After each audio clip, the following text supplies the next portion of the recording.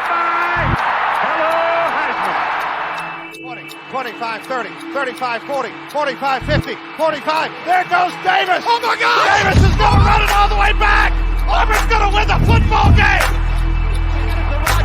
They give it back now to the 30. They're down to the 20.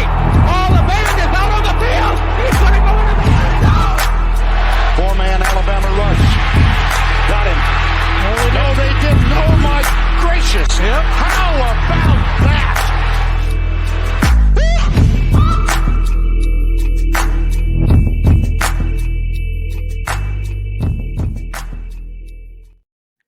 Welcome in, one and all, to another episode of the Three Technique, the college football podcast at the intersection of the X's and O's and the Jimmies and Joes.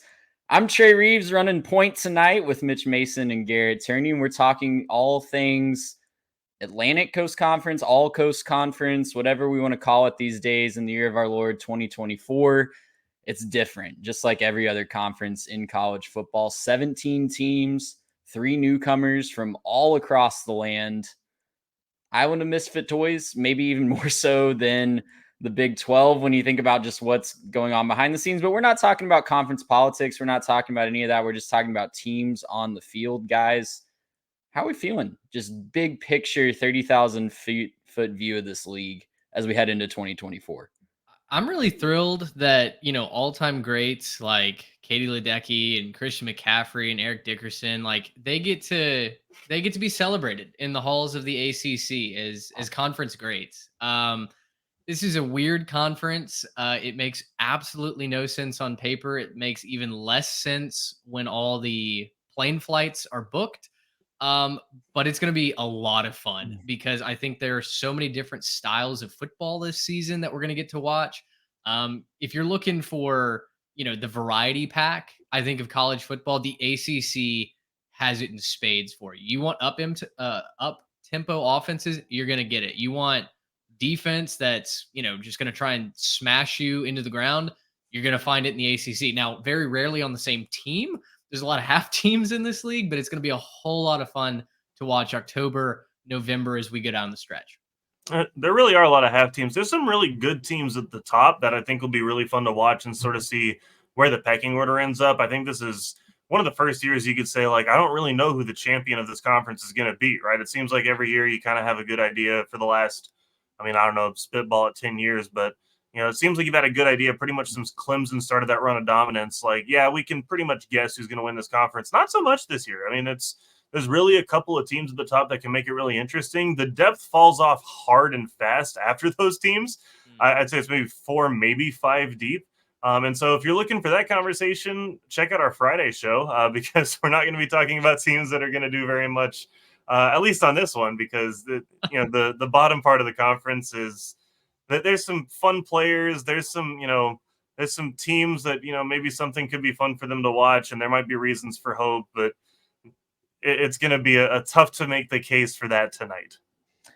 I agree. It's going to be an interesting show to find talking points for tonight, but we do want to give every single team, especially in the Power 4 conferences, their due and talk about what's going to be interesting on each of those teams because after all, it is college football, and there are interesting storylines on 1 through 17.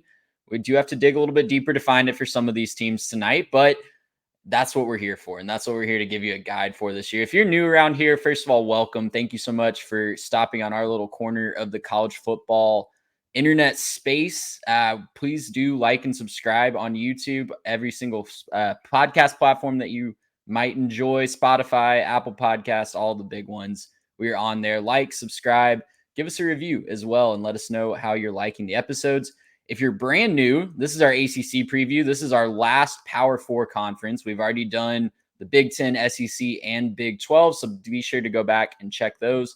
And our format's remaining the same. We sent polls out a few weeks ago to our listeners. You guys delivered by ranking the teams in order, and so we are previewing them in ascending order. I don't know, but we're going from 17 to 1. That's what we're doing. And we don't worry about the vocabulary SAT words because we're already done with that in our lives. Right. So tonight is 17 through 11 in the ACC. And there are a lot of teams that struggled last year, teams that got new coaches. We have a lot of interesting storylines. We're going to start out west on the Atlantic Coast Conference show with the Stanford Cardinal. 3-9 last year, 2-7 in the Pac-12 in Troy Taylor's first year. All three of their wins were on the road. I didn't notice that last year until I was reviewing stuff for this year. They haven't won a home game, guys, since October 22nd of 2022. That was against Arizona State. So it's been a minute since they've gotten to celebrate a victory in Palo Alto. It was difficult on both sides of the ball last year, 91st in total offense, 132nd in total defense. That's to be expected, I think, though, with where the program was at. David Shaw's, whole system, he was so good for so long, but then when it fell off hard, especially post-COVID. And so Troy Taylor came in from Sacramento State and was really charged with cleaning up a mess. That's still the charge in year 2 as we look forward. So, Mitch, when we look for optimism this year, it seems like it might start on the offensive side of the ball with Taylor's pedigree there. Yeah, I think Stanford, they have enough pieces back on offense, I think, to take a noticeable step forward. You mentioned 90th, 91st, something like that in total offense, 89th in total offense last year, 110th, though, in scoring. They were averaging just over 20 points per game, which Conference of Champions didn't get it done. It's certainly not going to get it done in this all-faiths welcome conference this season. I think that what Stanford has to hang their hats on coming back is Ashton Daniels, who really flashed at the quarterback position last year. He's got 4 of his 5 offensive line starters coming back as well. So he should be relatively secure in the pocket. We saw at times when he was given a clean pocket, he can deliver a nice ball. He's an athletic guy. He can make plays with his feet as well if he needs to. But he really did have moments where he threw a pretty ball. And of course, everybody got to know Elik Manor, who was the breakout wide receiver against Colorado in that historic comeback. They came back down, 28, 29, nothing. Yeah. Roared back to beat the Buffs. So I think Stanford has enough pieces back on offense. It'll be interesting to see what they get out of the running game. It's Cedric Irvin's show after E.J. Smith transferred away to Texas A&M. Defensively, some returners in the secondary. This is a defense that really just didn't do anything last year. 129th in scoring defense, 37 points per game given up defensively. So, they've got to find a way to take a step defensively. You mentioned Taylor's acumen is up-tempo offense. I'm ready to expect that to progress a little bit. The defense is going to have to be show and tell. They didn't add a ton through the transfer portal at Stanford. That's always going to be an uphill climb. I think maybe their most exciting guy is Josiah Galvin, who comes over from Northern Illinois, one of the most productive linebackers at the FCS level. But I'm going to have to see Stanford be able to play in the trenches on the defensive side and get some pass rush. They were abhorrent at getting to the quarterback last year. They just couldn't do it. So I think as long as that defense can get off the field on third down, give that offense a chance to, not play from behind all the time, I think Stanford can win 3, 4, 5 games this season. It's an interesting schedule for the Cardinal. Their over-under set at 3.5. I don't see a lot of runways early. They do have Cal Poly at home week 2, but the early part of the schedule is really difficult. 2 cross-country road trips as well early on in that schedule, coast-to-coast road trips. That's going to be interesting to see how really all the teams in this conference handle going out west, or in the case of Stanford and Cal, going to the east pretty often. Like I said, over under 3.5. Key stretch that we highlighted in our preview articles, which you can check out on our Substack page, shameless plug, is the ending stretch from Wake Forest through Cal, and that crosses off the ending game against San Jose State. But they end the season with Wake Forest, at NC State, Louisville, and at Cal. I think the over-under probably hinges on finding a way to go 2-2 there, it seems like, because like I mentioned, the beginning schedule this year, TCU and Cal Poly at home, then you have a bye week, and then you go across the country to Syracuse, across the country again to Clemson, Virginia Tech at home, and at Notre Dame, SMU at home, and then you hit that stretch that starts with Wake Forest. So Yep. just a brutal start to ACC play. Well, and what's worse is that FCS opponent, not exactly just check that off, Not ink a that pushover. in stone. Yeah, Cal Poly is one of the better FCS programs. Stanford lost to Sacramento State last year in the Troy Taylor Bowl. So, and it's hard to point at wins on this schedule with any sort of certainty. That being said, though, I mean, they should go at least 1-1 in those first 2 games at home. There's a chance, guys, that they don't win another game, assuming they beat Cal Poly on September the 7th. There's a chance that they don't win another game until October 26th when they host Wake Forest for homecoming. It's a Wake Forest team that's probably going to be really bad. Garrett's going to talk about them in just a second. But yeah, you mentioned no runways, no real chance, I don't think, to get any sort of momentum.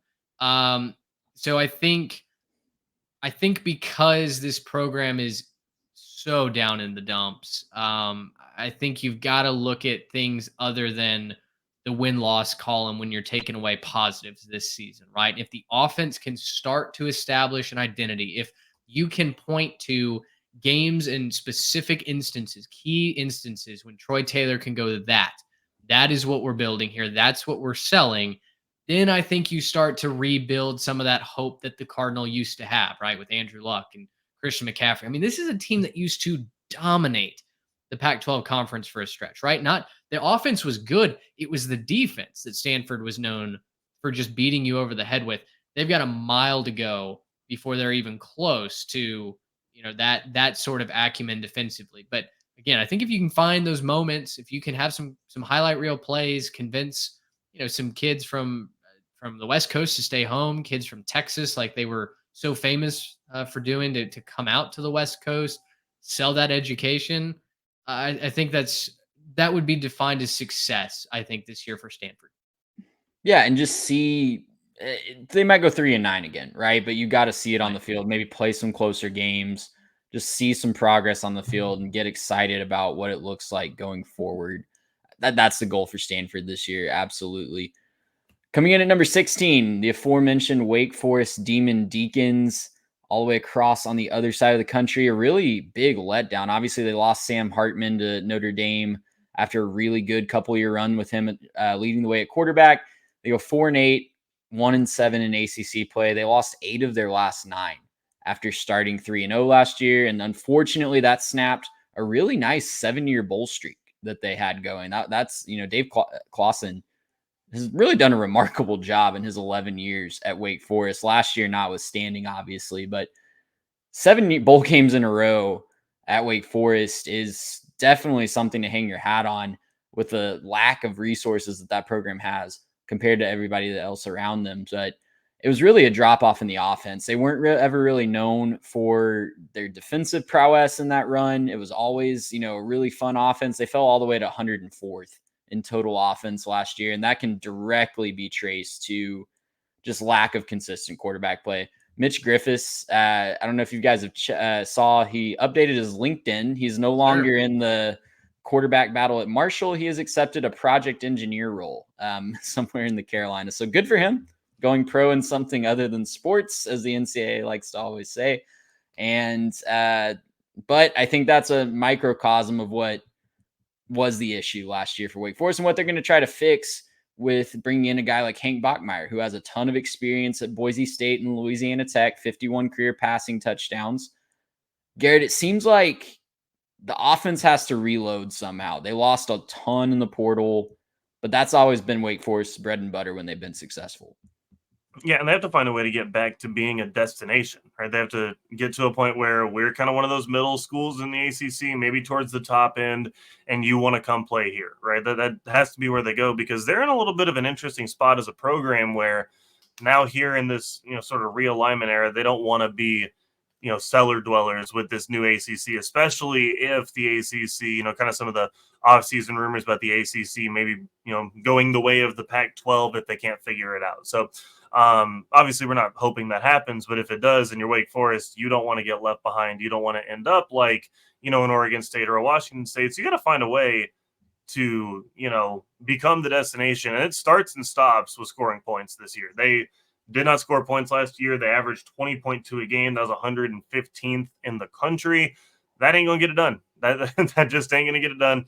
And any conference, but especially a Power 4 conference, ending up that low and scoring just isn't going to – it's not going to help you win games. Doesn't matter how good your defense was. Their defense was fine last year. It wasn't necessarily a glaring problem, but it didn't win them a lot of games, right? It wasn't good enough to overcome their lack of scoring, right? It's not like we're talking about Iowa's defense here, right? So, when we're looking at Wake Forest and we're thinking about where they're going, obviously Hank Bachmeier is going to have to be a big deal. He's going to have to come in, be a veteran presence, bring some stability there, not turn the football over, find ways to make plays. My big concern, you kind of talked about it, Trey, but they lost a lot of pieces to the portal. They lost a bunch of pieces for him to throw to. They lost a bunch of wide receivers, and they're bringing back some guys off of injury. They're bringing back some guys that maybe have shown some promise, but it's really going to be a question of who's catching passes and who is Hank Bachmeier going to be able to work with. And so I think your conversation has to start and stop there. The defense, you're hoping that it can rise up, play a little bit better than it did last year, but it doesn't matter. You're not going to make the gains on defense that you need if you can't score points. And so, find a way to scoot back into the top 100 in scoring points, right? Find a way to get that up from 20 to 24, 25 points a game. Might find yourself winning a couple more games this year, and that can help you kind of build something back up for next season, right? Get back to a bowl game, start that streak back up again. You may be searching to find some of those wins on the schedule, though, because some of those wins on the schedule are not, or some of the games on the schedule are not necessarily geared towards, I think, them winning a whole lot. They get NCA&T. That should be a win, I think. They play Virginia. That's going to be a tough one. I think back and forth, probably a real competitive game. They're going to get smoked by Ole Miss. They play Louisiana after a bye week. That's probably a win. And then it really gets into some tough part of the schedule. You get NC State, who a lot of people really, really like to kind of be a threat for this conference. Clemson, obviously, strong team at Clemson. They play at UConn, not an easy game. I think UConn will be a little bit better than some people expect this year. Not exactly a pushover team. They do travel across the country to go to Stanford, which we just talked about. That's one that they're going to have to win if they're going to make it to a bowl game. They get a bye week, and then it's just Cal, UNC, Miami, and Duke, and I don't see a whole lot of wins in that group. I think there's lots of reasons to like those teams more than you like the Deacons this year. So I'm not trying to doom and gloom Wake Forest, but they got to score points. Like, that's ultimately where they end up. They got to find ways to score points, and it starts great with getting Hank Bachmeier in the portal. We like that, but it's going to take more than a quarterback to score some more points. Yeah, lost three of the top four pass catchers. Obviously, he wasn't there last year, but yeah. 3 of their top 4 pass catchers from last year gone in the portal. If you're looking for some optimism, the offensive and defensive line should both be pretty solid, bringing back some talent, bringing in a couple guys from the portal to supplement the losses that they did have. So that could be somewhere that they build on, especially on the defensive side of the ball. But yeah, you're right. It's a difficult schedule, as it always is going to be for a team like Wake Forest. Over-unders at 4.5. You highlighted it earlier, Garrett, but the key stretch, really, if they're going to push for bowl eligibility or push for hitting their over, is that Connecticut to North Carolina stretch. I feel like you have to make hay in the road trips to UConn and Stanford and find a way to beat California or North Carolina, which is a tall task with the offenses that they're going to roll out. It's just astounding to me, like the drop-off that they had last year. That's not characteristic of what Dave Clawson has put up on the field. He's had the same offensive coordinator for all 11 years that he's been there. So that's just not the brand of football that we're used to seeing from Wake Forest. And hopefully he can get it back on track, if not this year, but rebuild for years to come. Yeah, I think the sad thing is it's kind of just indicative of where the sport is right now. And, you don't want to lose teams to the wayside on this, but I mean, Sam Hartman leaving, to go off and play at Notre Dame and, kind of losing a bunch of your guys the last couple of years in the portal and, losing a bunch of very talented players. I think it just kind of shows where we are. It's, if you aren't together with your NIL, if you're not making a case for playing time, for winning your conference, for getting in front of people so you can further your career, people just aren't going to come play at your school. It's too easy to find somewhere for them to fit, which is good for the players, obviously, but it's bad for teams like Wake Forest right now where they're trying to kind of scramble and say, like, okay, well, how do we make this work? And again, like, I don't want to doom and gloom it. Like, landing Bachmeier is a big deal. He's a good quarterback, and, I think he's been successful where he's, gone. But you're asking yourself, like, are there enough players around him? How do we keep building this thing back up to something that we can be proud of? And I think this is going to be a really pivotal year for them to try to do that. If they win a bunch this year, find their way back up to, a bowl game even, that would be huge for setting this program back on the track. If not, you could be talking about another kind of mass exodus and needing even more ground to make up. Yeah, absolutely right. Another team looking to rebound and maybe get back on track is the Virginia Cavaliers, number 15 on our list, 3-9, 2-6 last year in conference play.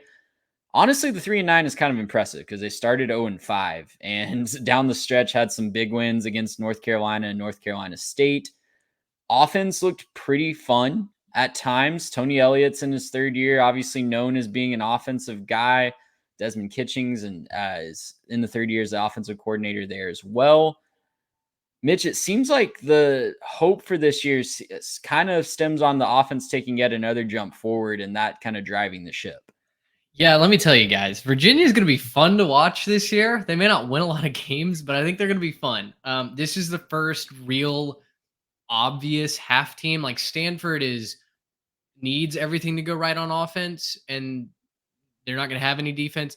Virginia is going to have offense. They're just not going to have any defense. Like that is a fact. I think sitting here on August the 4th in the year of our Lord 2024, the offense brings back Tony Muskett. They bring back 85% of their total production from last season, which is huge. Offensively, the fun begins with the wide receiver core. They're bringing in Chris Tyree from Notre Dame, a guy that a lot of Irish fans thought was going to pop there in South Bend. They've got Andrew Green that comes in from UNC, and then Malachi Fields is the leading returner from a season ago. So Muskett is going to have a bunch of guys to throw the ball to. Kobe Pace is going to lead that running back room. And they've got, I believe, 4 of the 5 returning starters up front as well. So this is a veteran offense. Defensively, the front 7 is fairly veteran. They had 1,400 snaps last season from true freshmen. That is a staggering total. They were just beset by injuries all season long. So last year, it looked like 3-9, and they couldn't stop anybody. This year, they might still not be able to stop anybody, but they're going to have a lot of experience coming into this season. So the big concern for me is the secondary outside of Jonas Sanker, their stud free safety. They've got nobody in the secondary. They are razor thin. It's all new names back there. They might be able to stop the run, which is good. You just also might be able to throw the ball all over the field against the Wahoos. So I think this is going to be a scenario where Muskett's slinging it on one end, the opposing quarterback's slinging it on the other. And I think you're going to have a bunch of games like in the high 30s if you're choosing to watch Virginia football. So that can be a lot of fun if you like a lot of points. For me, the offense has to be as advertised, and then the defense has to figure out a way not to allow 30-plus points a game. They were in a majority of their losses last year. They had I think 4 or 5 one-score losses, something like that. Now, the other losses, they got blown out of the stadium. But if they can limit the total points, like if Virginia Tech's not putting up 55 on them, I think Virginia has a chance to hang around in a lot of these games. Does that mean that they're going to go bowling? Not necessarily. I think if you're being super optimistic, you can get them to probably 5 wins. I can't find a bowl for this team yet, but again, I don't need a bowl game necessarily for Tony Elliott. I just need a proof of concept. You've been building for these last couple of seasons. Nothing's gone right. It hasn't always been his fault. They've had, tragedy, terrible tragedy 2 seasons ago at the end of the 2022 season. A lot of kids gone in the transfer portal. Tony Elliott's hanging on for dear life. But this season, if they can put the offense together and just have some sort of marginal improvement defensively, I think this is going to be a team that is fairly dangerous and is going to win a couple games that maybe the rest of the country didn't expect them to. Yeah, you nailed it though. 2-5 in 1-score games last year. So brutal.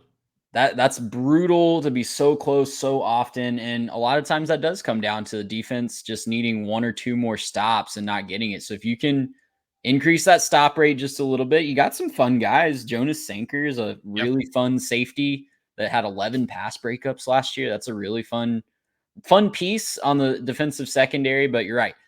Just need to see some proof of concept from Tony Elliott. This is year 3, been dealt a very difficult hand in his first ever head coaching tenure. So got to see it. Got to see some improvement. Got to push and threaten for bowl eligibility, I feel like, this year to really have confidence going forward. They have an over-under of 4.5. And I think you do have to make the hay early. Mitch, you highlighted in their preview article, Richmond through Coastal Carolina, their first 4 games are really where they need to find a way to probably win 3 of those to feel confident going forward into the meat of their ACC schedule. That's Richmond, at Wake Forest, Maryland, and at Coastal Carolina. I'm trying to see. No, they play Notre Dame later in the year, so that Wake Forest early game is a conference game. Sometimes the ACC does weird stuff where they schedule non-conference conference games, and then not doing that with Wake Forest. But the back half of that ACC schedule, they do have a home game against Boston College. That can be winnable at home. Sure. Off a bye. Then they go Louisville, at Clemson, North Carolina before another bye. And their closing pack is at Pitt. Winnable game, I think. Sure. And then at Notre Dame, SMU, at Virginia Tech to close out the season. So got to make hay early and hold on for dear life down the stretch, it seems like. Totally agree. Make it fun. Just give the fans something to enjoy for showing up to the stadium. It's been agony these last couple of years with so many 1-score losses. But yeah, this is going to be a fun team to watch. They're going to be entertaining to watch at 10 a.m. or if you're on the West Coast, like 9 a.m. local time. That's going to be fascinating for people on the West Coast to get up and watch their team with a cup of coffee. Just a completely new experience for them. Brunch with the ACC. Can't Really wait fun. for all the blossoming regional rivalries that we're going to get at 9 a.m. local time. Oh, man. College football is weird in 2024. I kind of hate it, but we don't want to talk about that too much. We're talking about the teams on the field. Next one, number 14, the Pittsburgh Panthers, guys, a team that's just a couple years removed from being really successful. 2021 ACC champions, if you recall, when Kenny Pickett was back there slinging the rock around, then a 9-win season in 22, and just all fell apart in 2023. 3-9, 2-6 in conference, just a really, really rough season in general. 2 4-game losing streaks. They cycled through quarterbacks. They could never really get it going. Now, all of a sudden, I feel like Pat Narduzzi is finding himself on the hot seat, and that's evidenced by needing to hire a new offensive coordinator in Cade Bell. Pat Narduzzi has never really – he's been open about just not caring about the offensive side of the ball in the past. He's made comments in public, said the quiet part out loud about how he'll just – the offense will figure itself out and the defense is going to win him games. Obviously, the brass at Pitt disagrees with that as he is hiring a 31-year-old offensive coordinator in Cade Bell. Who's going to run the air raid? He's going to run the air raid at Pitt because that's what he ran at Western Carolina, and it was really fun. It was Western a good Carolina offense for the Catamounts, but Pitt under Pat Narduzzi running an air raid just seems like a television show I need to watch as much as possible this year. They brought in some really fun weapons. Desmond Reed comes in with Cade Bell from Western Carolina, 1,700-yard rusher a year ago. But, man, Garrett, the storyline to me, you got Nate Yarnell entering a full year as the starter. It seems like that's kind of who they settled on towards the end of the year. But for a team that identifies itself with defense, they've got 2 starters coming back on the defensive side of the ball. And they're trying to completely switch to an offensive system that doesn't necessarily equate to good defensive performances. Can you help me make sense of that? Yeah, I was going to say, what kind of weird reality do we live in where someone went back in time and turned a rock and now we're running the air raid at Pitt? That doesn't make a lot of sense to me. So I think the thing for Pittsburgh this year is a lot of Pittsburgh fans are going to, kind of be upset because they're looking at their team and there's just this mass kind of spring exodus. There were so many pieces that were really important that once spring ball was over, just kind of took off. And, no depth behind Yarnell at the quarterback spot. Other guy transferred out. And Solomon DeShields transferring out to A&M. Deion Hayes transferring out. There's a bunch of guys transferring out kind of across the board. And so looking at, a lot of these players and a lot of the guys coming back, you're kind of saying like, okay, well, what do we have left? What's next? Right. And there should be some better pieces on the offense. And so we might actually see, Pitt kind of switch their tune a little bit. They have a couple good running backs, right? You mentioned Desmond Reed coming in from Western Carolina. I really like Rodney Hammond. I think he's a good running back. You're not going to look at stats and prove that because, Pitt didn't do anything last year statistically on offense, but I think a good running back, and I think will contribute and, help move that offense forward. They got a bunch of pass catchers back. They got a lot of guys that I think, have a little bit of consistency there. So it should be, a decent offensive performance to turn it around. Just the question really comes down to defensively, like who's next, right? Who's the next man up? All these guys transferred out. So who's going to be the next guy to kind of take the reins and turn this thing around, right? And so, I look at this and there's a lot of what ifs with Pitt, a lot of change with Pitt, but I think that they have the ability to go and win, some of their games, maybe threaten for a bowl game, because their schedule really isn't that bad. Like there's some tough games on the schedule. Obviously, you're playing some tough teams at the top of your conference, and obviously they're playing West Virginia. That's always a rivalry game, and so you never know what's going to happen. We all think West Virginia is going to be, I think, better than Pitt this year, so it shouldn't be too difficult for West Virginia there. But looking at the schedule here, I've got Kent State at Cincinnati, West Virginia, Youngstown State. They can probably win 3 of those games. Maybe 2 of those games, 3 of those games. You get North Carolina, you get Cal, Syracuse, SMU on the road is going to be a tough one. Virginia, Clemson's going to be a tough one. Louisville on the road certainly isn't easy. And then Boston College. So, you're missing, Florida State, you're missing Miami. You're missing some of those top teams at the top of the conference. You don't play Virginia Tech. You don't play some of those teams that we expect to be very competitive. And so, yeah, like there's a reason to believe that, just on the schedule alone, Pitt could be a lot better.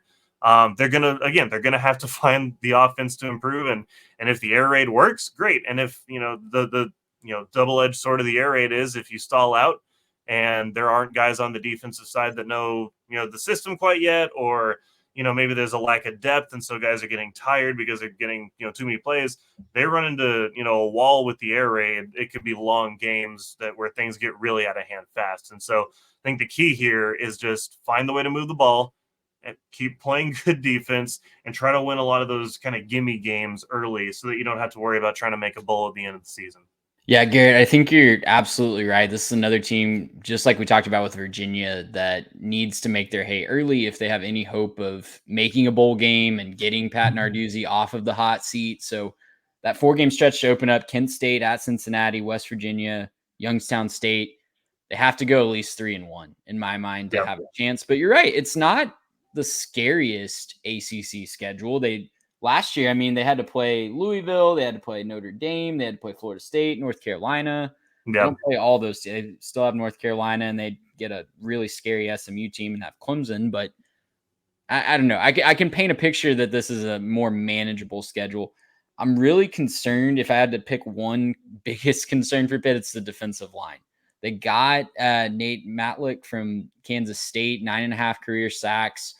But he's really the only guy that has a ton of starting experience on that defensive line that's kind of penciled into their depth chart at this point. So we got to find a way to get more pressure on the quarterbacks for Pitt and just figure out a way to recapture some of that magic that Narduzzi's been so good at throughout his whole career on the defensive side of the ball. Oh, by the way, we got to figure it out while we have an offense that typically has not helped us with that. Yeah, and it's going to be, extremely important for the offense to give them some breathing room while they're figuring it out, right? And they get the soft open, right? So, soft open, find your rhythm, figure out who your, big-time receivers are going to be, figure out on the defense side of the ball, like, where everyone plays the best, get guys in the right position. But, again, you're going to have to figure that out early because, as soon as you hit, I think, that North Carolina game, the wins are going to be a little bit sparse, and I think you're going to have to think about, like, where are we going to really find, the extra wins. I think if you're looking at it realistically, you can make a case that they could win against Cal, Syracuse, Virginia, and Boston College without really stretching too far. I think once you start talking about, well, if everything goes right and they beat North Carolina, like we're kind of, going past our limits there. And so, if I'm looking at this, those four plus Youngstown State, Cincinnati, Kent State, maybe West Virginia, probably not West Virginia, but it could be West Virginia, right? You're looking at maybe 7 wins at a max. Just go find a way to hit 6 wins and get your bowl game, right? If you can just get to a bowl game, I think you're feeling a lot better about how this season went.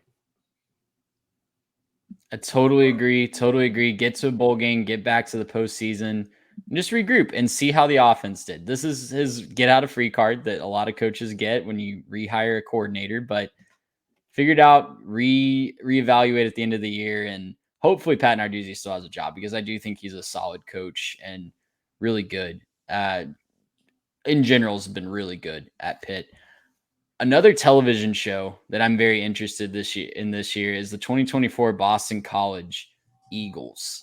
Maybe it's because I was up in the area recently, got to kind of experience that city for the first time. Really cool city. Would love to go back for a game at some point and experience it in the fall. But the Boston College Eagles, 7-6, 3-5, kind of surprisingly last year. Mm-hmm. And then Jeff Hafley leaves in February to go be the defensive coordinator for the Green Bay Packers. And a lot was made about that. A lot of people took it as a commentary on college football. I don't know. It seems like it might be a more fun job to be the defensive coordinator for the Green Bay Packers. No offense to Boston College, but I think Jeff Hafley even came out and said, like, no, this isn't a shot at college football or the state of college football. This is just what I felt like was a better job. So long story short, they're kind of hitting reset, but they get to hire Bill O'Brien, who comes across town from being the New England Patriots offensive coordinator. He's bringing one of his assistants, Will Lawing, from the Patriots organization to be his offensive coordinator, and Tim Lewis, who was most recently a championship defensive coordinator with the XFL's Arlington Renegades. So got that going for him. They got the championship pedigree on the defensive side of the ball, at least. So, all jokes aside, though, I think this was a fantastic hire for Boston College. I think Bill O'Brien gets a bad rep for being a terrible NFL GM when he was a pretty solid coach at the collegiate and NFL level. The Houston Texans have not had a ton of success as a franchise consistently, and he got them to multiple division titles. So Bill O'Brien is a really good coach. I'm interested to see how he does getting back into the program management side of things. Being a college head coach these days is a lot like being an NFL GM in some ways. So can he evaluate the talent that he needs to have to win at the highest level at Boston College? I don't know. But this year he has some really interesting pieces. And I think, Mitch, they can probably make another run at a bowl game. They've got the quarterback certainly that can make some plays in Thomas Castellanos. Yeah, I think they can. Their over under is low, 4.5, and it's, I think, because of the schedule. We'll get there in a minute, but listen, in preparation for this, I was trying to remember what my favorite Bill O'Brien memory at Ohio State was, and I just, there were too many to settle on. So I think, first of all, loss for Ohio State and the offensive coordinator category. Secondly, I think Boston College is the real winner here. But I'm excited to see what he can do. You're right. His pedigree is offensive success when he takes his hands off the program management side. He really has his best results. And this upcoming season, he's got a quarterback in Thomas Castellanos who is extremely successful at running the football and at making plays with just the athleticism that he has. He's a decent thrower of the ball. I think he's a fun piece. He's a little bit of a wild card. They were one play away from upsetting Florida State in Chestnut Hill last season. I mean, Florida State had to mount a serious comeback to win that game 31-29. They are the slayer of ACC dark horse SMU in the Fenway Bowl last year. So they've got that going for them. I think this year it comes down to the defense for me. The offense, I think, is going to be fairly dynamic. They've got a couple of wide receiver transfers that I really like, and Jaden McGowan from Vanderbilt, Jaron Bradley, 6'5" transfer from Texas Tech. The defense got no pressure on the quarterback last year, and they couldn't stop the run. They were like 120 or 118th in stopping the run last season. They were really good at stopping the pass. I think that's mostly because teams didn't have to pass on them to beat the Eagles. But this year, that's going to be a little bit of a concern as well. They've got like nobody returning in the secondary. I think Jalen Cheek is maybe the lone returning starter. They might have a cornerback who's back. They've got a couple of safety transfers from Ohio State and Ryan Turner and Cameron Martinez, who I think should figure in prominently, but a lot of new in the secondary. The front seven that couldn't stop a nosebleed last year returns almost everybody. So take that as a positive, take that as a negative, however you'd like. You did mention we've got a championship pedigree now in the defensive coordinator's chair. So, right. I mean, stonks are just up across the board is basically how I'm taking this. For the Eagles, it's going to come down to where do they find their wins early? Because Florida State and Mizzou are their first two real opponents on this schedule. They play Duquesne at home. Congratulations. Can they beat Michigan State week 4? I think that's, as we've gone through these previews, we've been talking about when do we feel like we understand what a team is. For Boston College, I think we're going to get a really good look. Sure, Florida State and Missouri, we're going to get everything that Boston College can throw at them just to hang on. But Michigan State, Western Kentucky, and at Virginia, I think you got to find a way to go 2-1 there. And I'm not sure that at Virginia is just a penciled in victory. So they've got to get the wheels churning early. And I think that's the difference between returning to a bowl game or not this year. If they really struggle out of the gate, then it's at Virginia Tech, Louisville, another bye week, Syracuse, at SMU, UNC, and Pitt. Like, the wins just don't come after the halfway part of the season, at least not consistently. Yeah, and to make things more difficult on them, they're learning new systems. They're learning on both sides of the ball what their new coaching staffs want to do. So it's really going to be difficult to not spin their wheels at the beginning.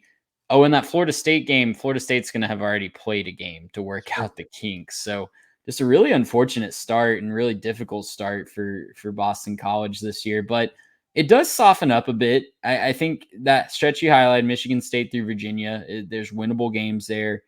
At Virginia Tech and Louisville are going to be tough, but Syracuse at SMU, who they beat last year in the bowl game, I know with a completely different quarterback, but they might carry some confidence in from that. And then North Carolina and Pitt, a Pitt team we just talked about that we don't really know what they're going to look like, and a North Carolina team that I think has some question marks. So there's wins that could be had on this schedule, especially when you have one of the, I don't think he didn't make our top 5 when we highlighted the top 5 quarterbacks in the ACC, but one of the better quarterbacks in the league, I'd say top half, at least, in Thomas Castellanos. And he could make a big jump this year, being a junior now and being an upperclassman. So I think this is the team that has the most optimistic outlook from this year that we've talked about thus far. I think you can make a case for Pitt with a new offense. You can make a case for maybe a Virginia with how good their offense is, but as a whole team, thus far, I think Boston College has the most realistic chance of making a bowl game. I agree. I think they're the closest thing to a complete team.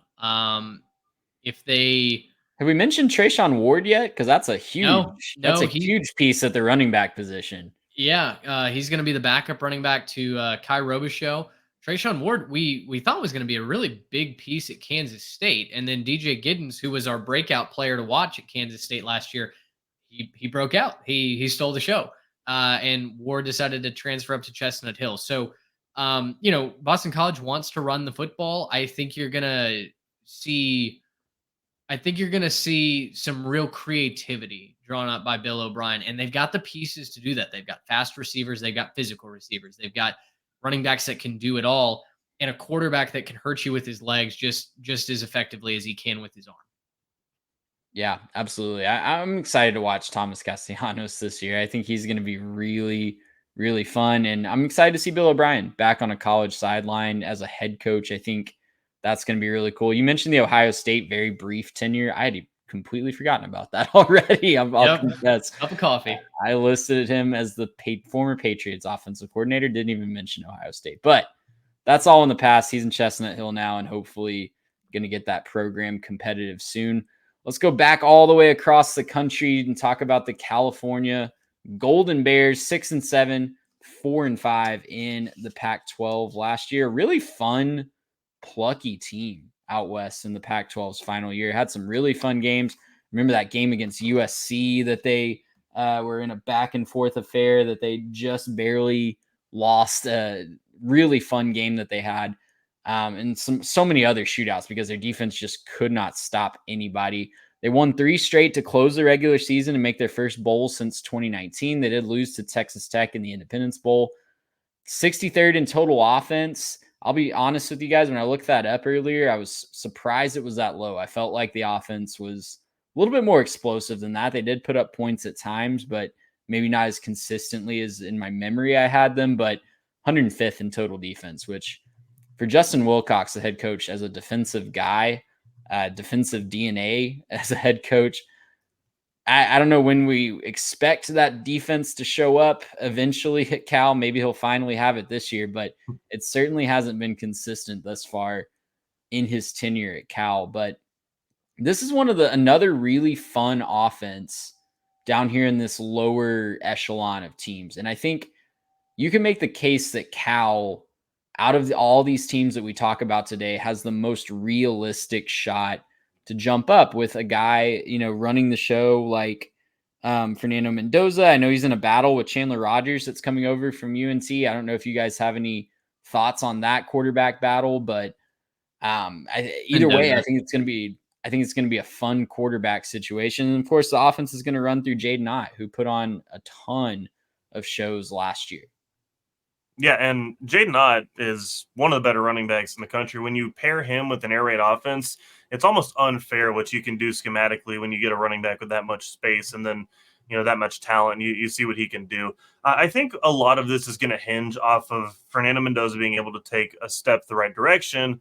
Obviously came in, provided a real spark to this team, part of the way through the year. I think it took him like a month to start, playing this guy. And he provided a spark and, made some mistakes, definitely threw a few too many interceptions. He had 14 touchdowns, 10 interceptions, but he threw for 1,700 yards and really started to kind of get the ball going for Cal. And so if he can take a step in the right direction, they have some better receivers. They got Tobias Merriweather from Notre Dame, Mikey Matthews from Utah. Those will both, probably play and play a bunch.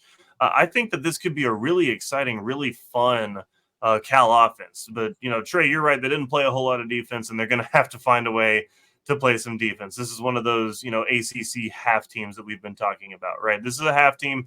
They're going to score some points. They're not going to stop a whole lot of people. So I think the key there is, number one, don't turn it over like Mendoza did a fair amount last year. If you can stop turning it over, then, I think it's going to be a good situation for Cal and for the Golden Bears. And I think your big thing, too, is just weathering the schedule a little bit. They're going to be, I think, one of the better teams in this lower half, but the schedule may not bear it out, right? You look at the schedule, they start with UC Davis at home, and then they go to Jordan-Hare to play Auburn. Don't anticipate them winning that game right now.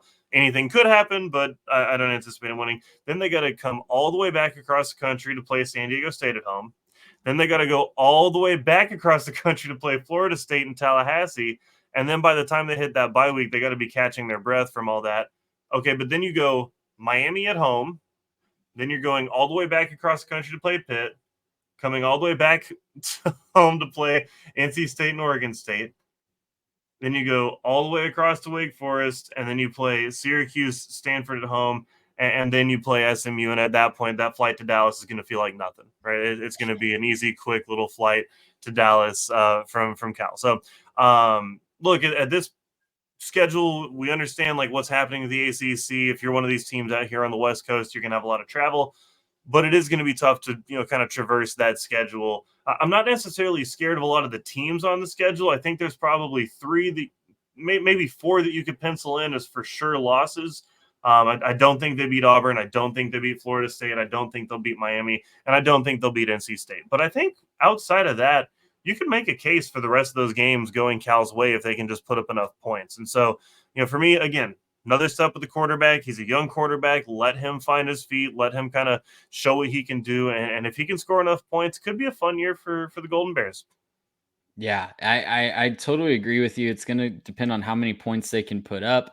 They did bring in some interesting guys in the portal on defense. Marcus Harris from Idaho, Ryan Yates.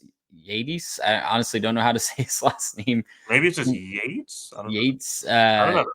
Yeah. Someone else correct us. We've had a couple pronunciation corrections in our comments, so someone correct us on that. And yeah, I'm not going to pretend to be a pronunciation pro, but safety from LSU, they did lose. What concerns me even more about the defense is they lost Caleb Alarms-Orr to TCU, the linebacker last year, who was a bright spot on that defense. So again, Justin Wilcox is a defensive head coach. The fact that the defense has been this bad for this long has really been hard to fathom. Well, it took a nosedive last year, right? Because I think what happened was the offense was so bad, but Jake Spavital wanted to go up tempo. The defense lived on the field. I mean, they were filing their taxes in their own red zone just because they were always on the field and never got a break. Yeah, that's it. Then that's fair. And again, that's what we were talking about with Pitt, where that might be an issue with Pitt this year. So it'd be interesting to see. They're not really. It doesn't seem like they're going to do much different, just promoting from within to replace Jake Spavital, who's off to Baylor. So we'll see what that does. Obviously, they made a bowl game. That's a big deal for this era of Cal football. And like you said, Garrett, I think they have a potential to make it again. UC Davis, San Diego State at home, Oregon State at home is probably going to be an interesting game. But then you get Syracuse and Stanford towards the end. Got to make hay at home for me if they're going to make a bowl game. They're over-unders at 6.5. So Vegas expects them to be pushing for a bowl game. I actually really like the over. Obviously, I'll go ahead and throw it back up there. This is not financial advice, but I really like the over on this schedule. Like I said, I think there's probably 4 that are guaranteed losses. But outside of that, like, you can really make a case that they'll score enough points to really be competitive with the rest of the teams on this schedule. I mean, I know Oregon State last year, they're good. They obviously lost everything, so I don't anticipate them putting up a whole bunch of fight. And you get that game at home, and you get that game right before a bye week. And you have to go to Wake Forest. We talked about them, probably not a very good team. Syracuse, probably better this year, but, I don't know that, how much better they're going to be. And this will be a big, is Syracuse good question and all that. Stanford, obviously not a very good team. SMU, they could go in there if they have enough momentum and beat SMU in Dallas. So I don't necessarily anticipate, they'll win all of those games, but 8-4, I think is on the table. Even 7-5, I think you're feeling really good about that. And that hits your over. So I really like the over in this situation. Going to be a really, really fun team to watch regardless. Let's close out this episode with our final team in this tier, number 11, the Duke Blue Devils. And guys, our listeners ranked Duke 11th. That is way higher than it seems like a lot of pundits have them after losing Mike Elko. Obviously, they went 8-5, 4-4 last year. Riley Leonard was in and out of the lineup with injuries. They were injured in other places as well, but really fun moments last year for Duke. They beat Clemson opening weekend. That was a super fun moment at home. They were so close to a Notre Dame upset. 8-5 and 4-4 is nothing to sneeze at, especially with how the injury situation turned out. But obviously, they're not excited that they lost Mike Elko, who was building something there, to Texas A&M. Manny Diaz comes in to take over. They bring in Jonathan Brewer to be the offensive coordinator from SMU. He was the co-offensive coordinator at SMU. And then Jonathan Patke, the defensive coordinator at Texas State, comes in to be the DC at Duke. So it's an interesting situation. Like I said, I think our listeners have them a lot higher than the national perception. And maybe that's a little bit of bias from us being high on Duke in recent years when other people weren't. Shout out Garrett. So, I mean, Phil Steele has them as dead last in the ACC. So somebody's going to be right here. They're over-unders at 5.5. Mitch, take us through the case for Duke to be maybe a little bit higher than some national pundits have them this year. Well, that's a tough task. Or do you lean with the pundits over our listeners? I lean them being lower than 11th. They don't have anybody back is the problem. I mean, they lost. You talk about a team that got just trucked by the portal, and it's Duke. They lost Riley Leonard. They lost their starting running back in Jordan Waters to NC State. Their top edge in RJ Oben is at Notre Dame. Brandon Joseph joined the Oregon Ducks. Aeneas Peebles is now at Virginia Tech in the ACC. So they lost a ton of production. Mike Elko obviously gone. Manny Diaz comes in. Make of that what you will. Manny Diaz is an excellent defensive coordinator. So the thing that should remain the same is that Duke should have that defensive identity. And I don't really expect that to change. The problem is the returning production for Duke is next to non-existent. I believe they only have 2 or 3 projected starters who are back from a season ago. And it was a defense that was really good. They were tied for 16th in scoring defense in 2023. What you can cross apply, I don't know that there really is a fair way to carry the one and apply a lot of that to the defense this year. I think for Duke believers, and don't take that for rooting against Duke. I'm just telling you kind of what the math is. I think for people that are saying, no, I think Duke can get to a bowl game, ultimately, I think you're hoping the result is greater than the sum of its parts. And I think that starts with Malik Murphy, who's a very talented quarterback. He was a 4-star out of high school, went to Texas, obviously sat behind Quinn Ewers, eventually sat behind Arch Manning, has all the physical tools to be a really good quarterback. He can throw a ball a country mile. He doesn't always know where it's going. And so I think the jury's just got to be out on Malik Murphy until we see more of him in a consistent setting, right? So I'm not really adding to Duke's chances with him. I'm not taking away from Duke's chances with him either. For me, I think it's breaking in a new backfield that I'm a little bit curious about. They also only have 2 returning starters along the offensive line. So, the offense is going to be interesting. It's a schedule that is not easy, certainly if you can't score points. Now, their best chance to make a bowl game, guys, is right off the top. Elon at Northwestern. They're going to be playing on the banks of a lake against the Wildcats. UConn at home at Middle Tennessee State under the direction of Derek Mason. So hypothetically, I don't know how high you are on UConn, but hypothetically, an average team could start out 4-0 there. You got North Carolina for homecoming in September. That feels a tad early for homecoming for me, but who knows?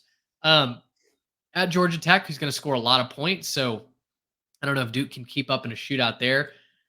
And then maybe one other win the rest of the way is the problem. Florida State, SMU at Miami, at NC State, Virginia Tech at Wake Forest.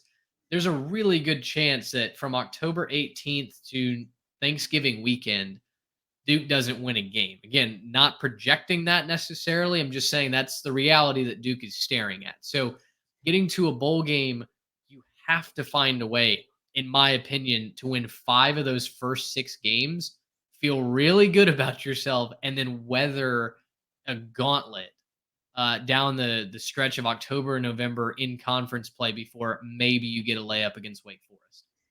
There always seems to be an ACC team that does that, right? That gets off to a hot start. It's been Syracuse before. It was, we just talked about Cal. Obviously, they weren't in the ACC, but they won 3 straight to make a bowl game last year.